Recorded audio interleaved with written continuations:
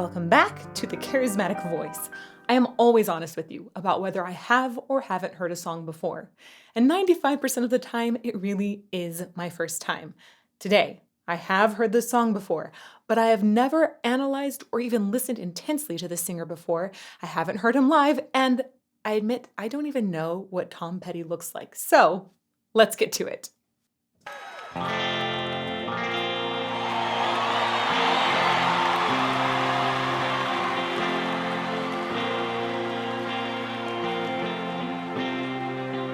She's a good girl, loves her mama, loves Jesus, and America too.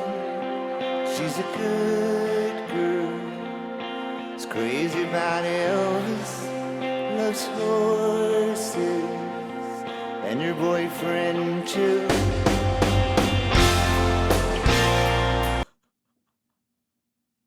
So, I kind of knew a tiny bit that my impression of what Tom Petty looked like was probably not correct. That I knew this a little bit because I read in some notes ahead of time about him, and I realized he's dead.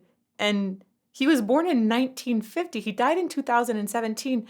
I didn't know, first of all, that he died, and I could have sworn that for some reason my impression was that he was like 30 years younger, like a lot younger. And it's fascinating to me to see him with this long hair and this like very specific style of singing. It's just okay. I'm gonna go back. Blah.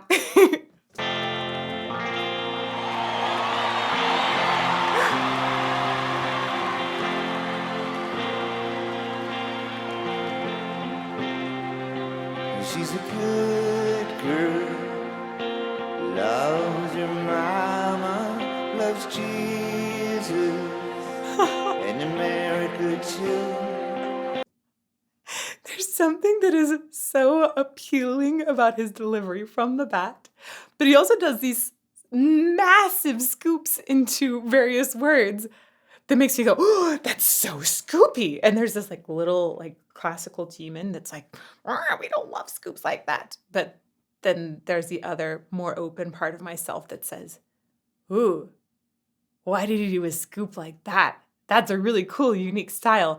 And then afterwards, he did such a clean entry on a higher note. Oh, he's got control.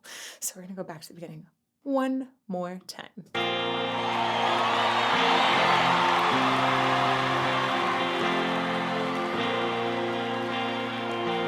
I like the strings in there.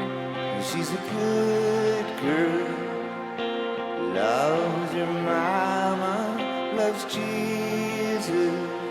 So, for example, on Jesus, there are two consonants in there that are voiced consonants. Voiced consonants meaning it's a consonant with phonation underneath. The vocal folds go wacka, wacka, wacka at the same time as a consonant, and that creates a pitch on the consonant J and Z. So both a J and a Z sound in Jesus. And both of those voiced consonants are smack dab on the pitch. If we go to earlier, I think mama, the M was scoopy. I think girl, the G, all of these, again, voiced consonants. That means that you get to choose what pitch you're putting underneath that. And he's scooping up to them a ton.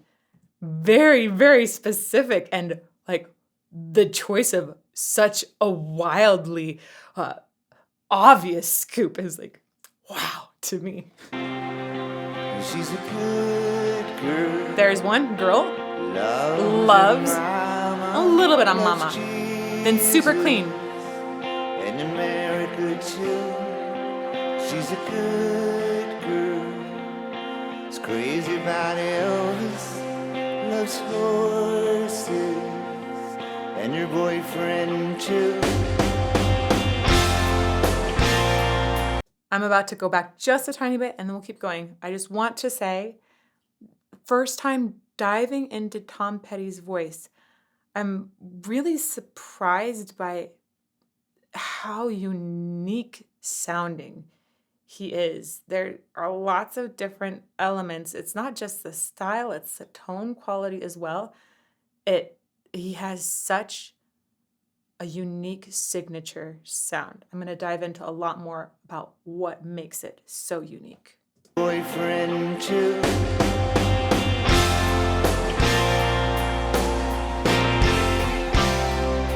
And it's a long day living in Reseda. There's a freeway running through the yard, and I'm a bad boy, 'cause I don't even miss her. I'm a bad boy for breaking her heart. Whoa. Just a second. I'm going to let this go on for a bit. Bad boy for breaking her heart. I'm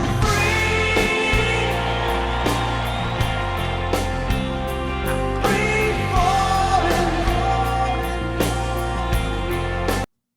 Okay. That's the part that I was like, oh yeah, I've totally heard Tom Petty before. Those lines, I'm free fallen. That sounds I've heard that on the radio. We're gonna go back somewhere. It sounded like there's some extra effects once he got to that part as well. But I'm gonna come back to here. Running through the yard.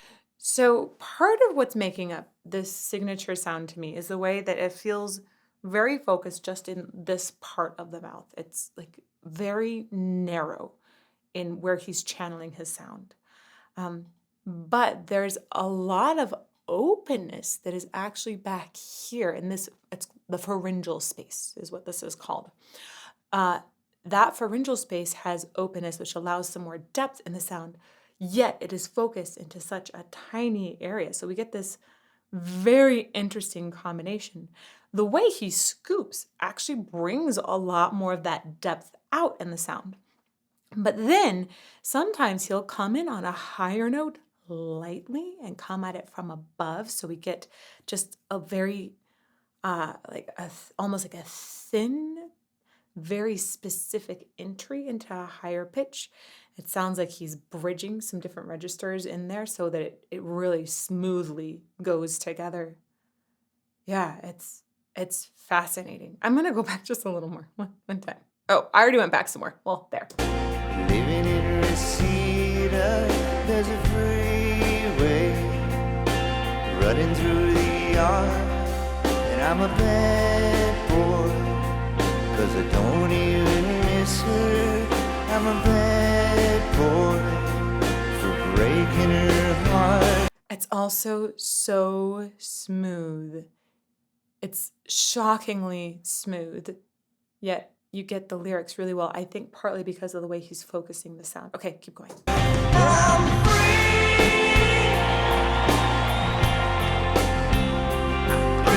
falling.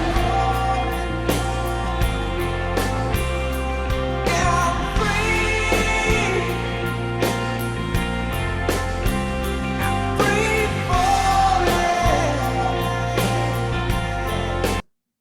Interesting. I bet that the sound of this is a little bit different in the live venue. I don't love the switch in sound that we had from the verse to the chorus here. The effect just actually kind of threw me off a little bit. I'm not sure. No, I think it was the change in the effect. It almost sounded like part of it was sung live and then part of it, I didn't get enough of the live performance anymore. But hopefully I'll get a lot more of his live performance voice in that chorus later. Oh, the vampires walking through the valley move west down Ventura Boulevard, and all the bad boys are standing in the shadows, and the good girls are home with broken hearts. It's like somehow just really, really soothing to listen to him sing, which I didn't ever recall that impression listening to it in passing on the radio before. I thought there was some sort of gratiness from before. This is like, it feels like he's just telling a story, and it is a story. There's a ton of great messages in here. This is so different. I love getting to dive into singers that I may have even heard in passing. It doesn't have to be the absolute first time because it's so often that our assumptions will be shattered when we get to know a voice or a person better. Boys are standing in the shadows, and the good girls are home with broken hearts. This voice is also not pushed at all in this range. It is so easy and has that beautiful air supply that he's just riding the air on. Bad boys are standing in the shadows, and the good girls are home with broken hearts.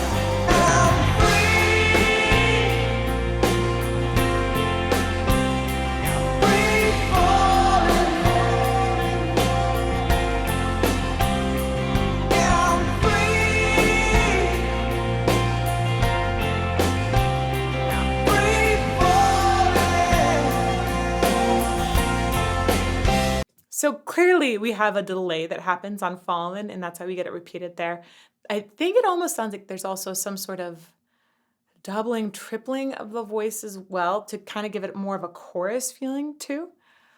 Uh, it's interesting. I get why you would do that in a live performance, right? There's only so many of him. You want this chorus to feel wider. You want it to feel more expansive. And I totally understand that and respect that. I do personally wish that I'd had his voice mixed a little bit higher so that I was able to get more of what he sounds like right now. I don't remember when this particular performance was taken from. That was probably in my notes, but there's a lot of things that I'm trying to read about artists when I'm first doing analysis of them. I mean, I'm glad that I recognize who he is now. But anyhow, I'm curious if maybe they mix it a little higher because his voice was starting to feel a little bit tired up there. But I'm not sure because his voice sounds really clean and healthy, very free, very unpushed at all in the rest of the song. So I just wish I could hear him more in the chorus. Okay, let's keep going.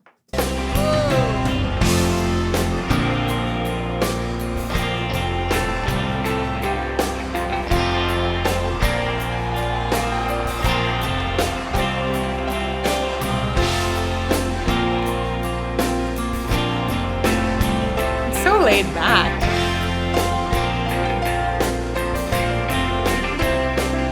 I wanna glide down over Mount Harlem, wanna write her name in the sky. It's amazing how much scooping he does and how that is totally woven into his signature style. That is part of him. And having heard this, I definitely flick that little classical demon away and say, no, no, no, no, no. This is his signature sound. Once somebody's established something like that, you don't mess with it. Unless it's hurting a person vocally. Like, I would never, ever dare to take that scooping away. And any person that's going to do a Tom Petty impression had better be very specific about those scoops. Down over Mount Harlem, wanna write her name in the sky, gonna free fall out into nothing, gonna leave this world for a while.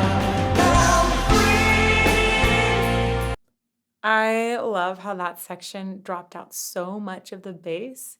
It was just a different kind of texture. This song overall, the chords sound pretty simple. And honestly, the melody is fairly simple and very, very catchy. So having that texture shift, I think, is very important. Right, it's very top heavy here. Out into nothing, gonna leave this world for a while. Ooh, look at the way his face prepares for that. World for a while. There's like a little squinch that's right there. To get a little more into the sound, people often squinch right there. And I'm free. That could help set it up so that the sound doesn't drop back when he goes for that higher note. World for a while.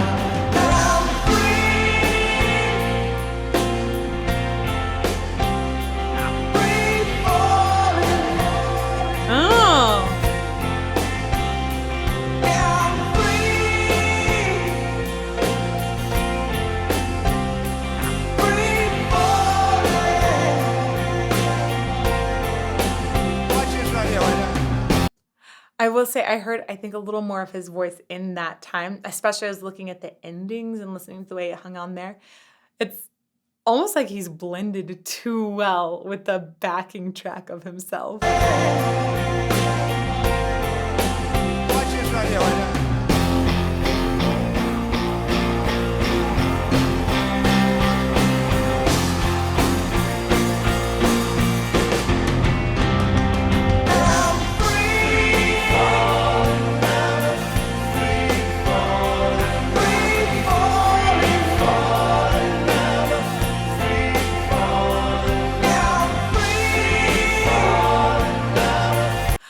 Now that we have this sort of chorus coming in, and I hear a very similar reverb on them, I start to understand more how the whole thing is woven together. And I totally see where they're going. Still wish his voice was mixed a little bit higher in that, but I get the vision a lot better now. It feels spacey.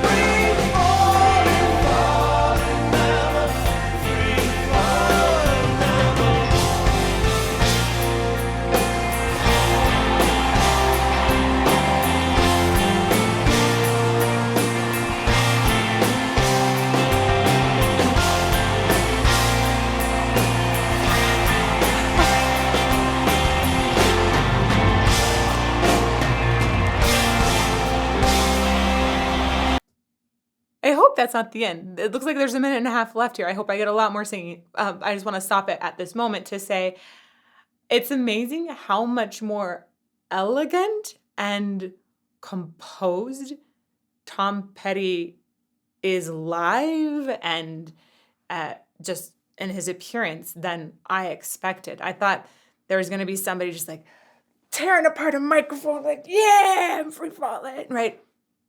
And it's totally the opposite. It's very controlled, but also free flowing and free falling, I suppose.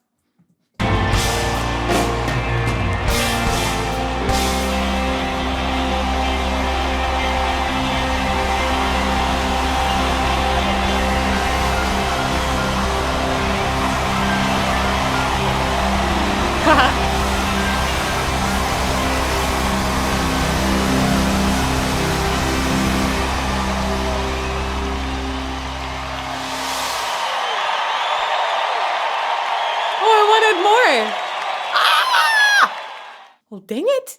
I wish that was a lot longer. I wish I had another minute and a half to analyze. I wanted to hear way more of his voice. This was such an interesting taste of what Tom Petty sounds like.